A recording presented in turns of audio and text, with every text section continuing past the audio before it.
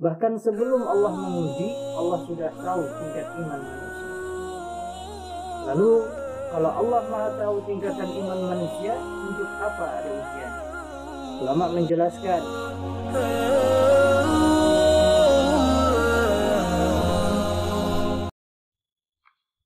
Assalamualaikum warahmatullahi wabarakatuh.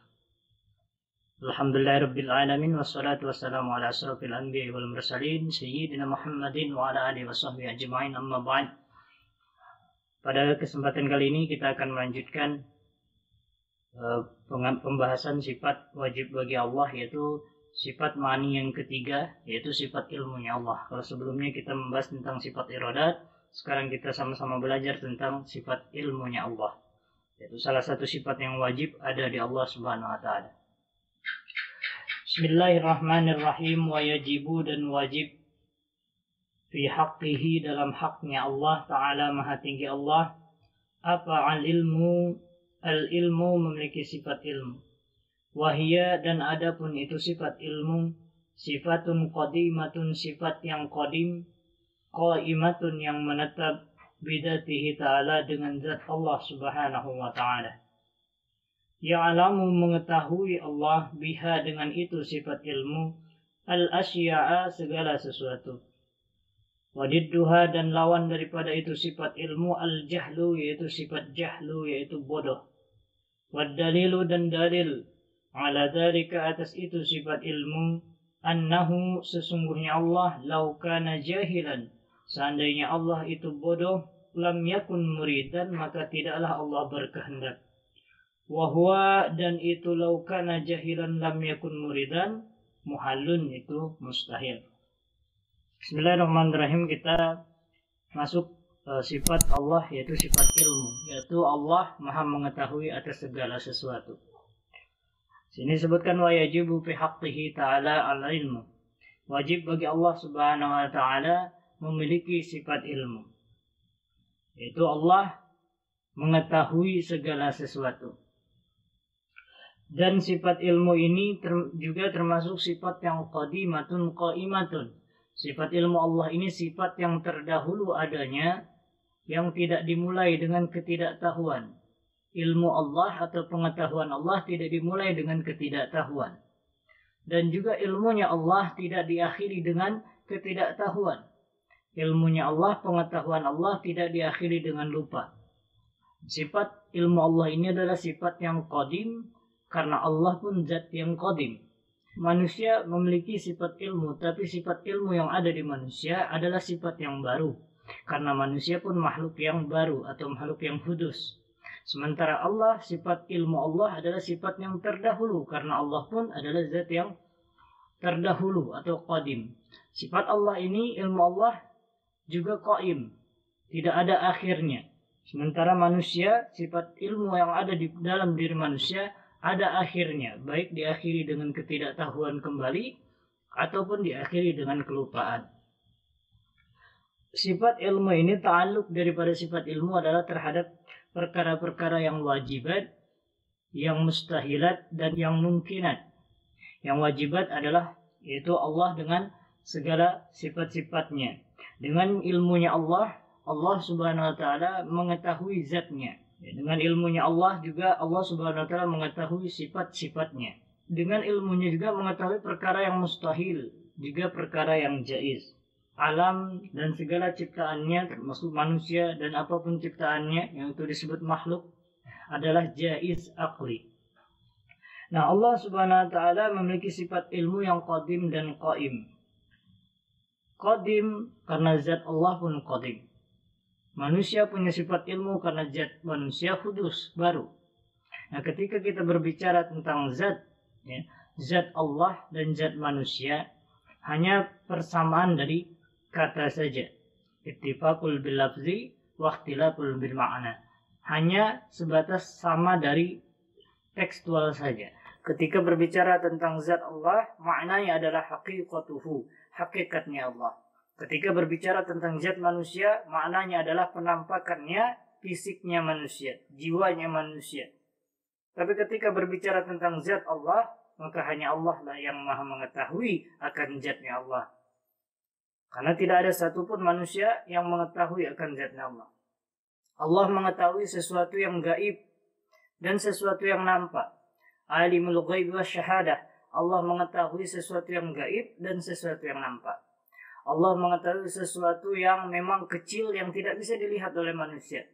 Bahkan semut yang kecil di tengah malam yang gelap, di batu yang sangat pekat, Allah Maha mengetahui setiap gerakannya. Allah Maha mengetahui apa yang ada di bumi dan apa yang ada di langit. Apa yang terlintas di pikiran manusia dan hal yang sama sekali tidak pernah terlintas di pikiran manusia. Ilmu Allah Subhanahu wa taala adalah ilmu yang qadim, yang qaim, yang ajali. Ilmu Allah Subhanahu wa taala tidak dimulai dengan kasat atau adanya tanpa kasat. Sementara ilmu manusia adanya dengan kasat. Bahkan Allah Subhanahu wa taala memerintahkan manusia untuk mengeksplorasi dunia.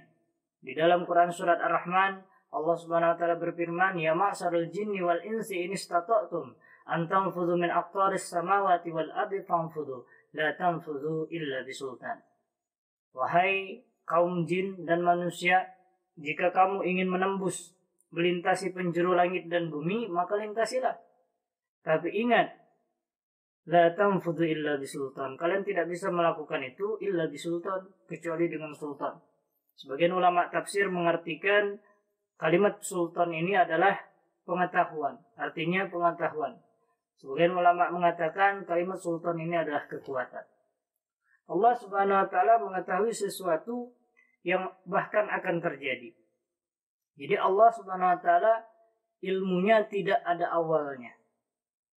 Maka dari itu, bagaimana mungkin kita berpikir Allah memiliki awal, sementara awal, sedang, dan akhir itu disebut zaman atau waktu. Waktu ada waktu yang lampau, waktu yang sedang, dan waktu yang akan. Allah terbebas dari waktu tersebut karena waktu pun adalah Allah yang menciptakannya. Allah Subhanahu wa taala Maha mengetahui segala sesuatu, bahkan mengetahui tingkat iman manusia. Bahkan sebelum Allah menguji, Allah sudah tahu tingkat iman manusia. Lalu, kalau Allah Maha tahu tingkatan iman manusia, untuk apa ada ujian?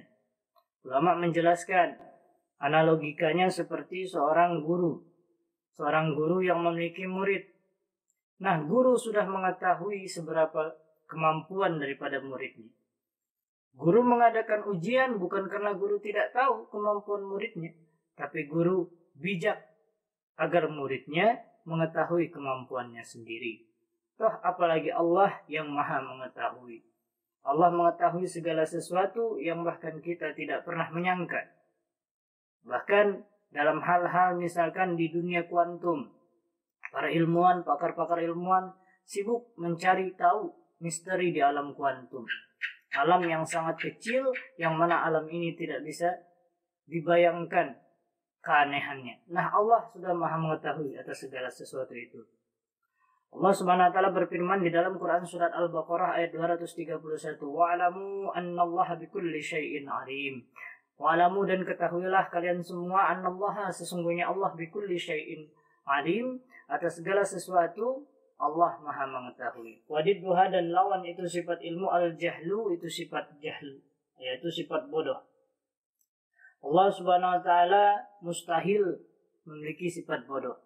Ilmu Allah Subhanahu wa taala tidak dimulai dengan kasab, tidak dimulai dengan mencari. Ilmu manusia dimulai dengan kasab. Selain ilmu Allah tidak dimulai dengan ketidaktahuan dan tidak diakhiri dengan ketidaktahuan atau kelupaan, ilmu Allah juga tidak dimulai dengan kasab. Ilmu Allah Subhanahu wa taala tidak berkurang dan juga tidak bertambah. Wadalilu ala dzalika, dan dalil atas Allah bersifat ilmu, annahu, sesungguhnya Allah, lau kana jahilan, seandainya Allah itu bodoh, kata musannif di sini, lam yakun muridan, maka tidaklah Allah berkehendak. Seandainya Allah itu bodoh, tidak mengetahui, maka tidak ada kehendak Allah Subhanahu wa taala. Terciptanya manusia atas kehendaknya Allah Subhanahu wa taala. Dan Allah menciptakan manusia atas ilmunya Allah Subhanahu wa taala. Dan dalil secara naqli ada banyak di dalam Al-Qur'an, "Wa ma min dabatin fil ardi illa 'ala Allah rizquha wa ya'lamu mustaqarraha wa mustawda'aha kullun fi kitabim mubin." Dan tidak ada sesuatu binatang melata pun di bumi kecuali melainkan Allah yang memberikan rezekinya. Dia mengetahui tempat berdiam binatang itu dan tempat penyimpanannya. Semua tertulis di dalam kitab yang nyata, Lauhul Mahfuz. Allah Subhanahu wa taala mengetahui bahkan binatang hewan yang melata, bahkan semut hitam pekat di batu yang pekat yang sangat hitam di malam yang sangat gelap. Allah mengetahui, Maha mengetahui itu. Dalam Quran surat Al-Hasyr juga ayat 22 Allah Subhanahu wa taala berfirman, "Huwallahu alladzi la ilaha illa huwa, 'alimul ghaibi was syahadah, war-rahmanir rahim." Wallahu alladzi, dialah Allah yang la ilaha illa huwa, yang tidak ada Tuhan selain Dia. 'Alimul ghaibi was syahadah, yang mengetahui hal yang gaib maupun hal yang nyata. Dialah Maha Pengasih lagi Maha Penyayang. War-rahmanir rahim. Nah, itulah penjelasan daripada sifat Allah, yakni ilmu. Wajib bagi kita untuk meyakini, mengimani bahwasanya Allah wajib memiliki sifat ilmu. Musannif menjelaskan kalau seandainya Allah tidak memiliki sifat ilmu, maka tidak ada kehendak. Dan ketika Allah tidak berkehendak, maka itu mustahil. Kemarin sebutkan annahu law kana karihan, seandainya Allah itu karihan, terpaksa, lakana azizan, maka Allah itu lemah. Kalau Allah lemah tentu mustahil. Di sini pun seandainya Allah itu bodoh, maka Allah itu karihan, maka Allah itu tidak muridan, atau Allah itu terpaksa. Seandainya Allah terpaksa, maka Allah itu lemah karena ada keterpaksaan. Seandainya Allah lemah, maka itu mustahil ada di sifat ketuhanan. Demikianlah pembahasan daripada sifat ilmu, meskipun tidak banyak, mudah-mudahan bisa bermanfaat khususnya bagi mutakallim, umumnya bagi kita semua. Mudah-mudahan Allah Subhanahu wa taala memberikan kepada kita semua kekuatan iman.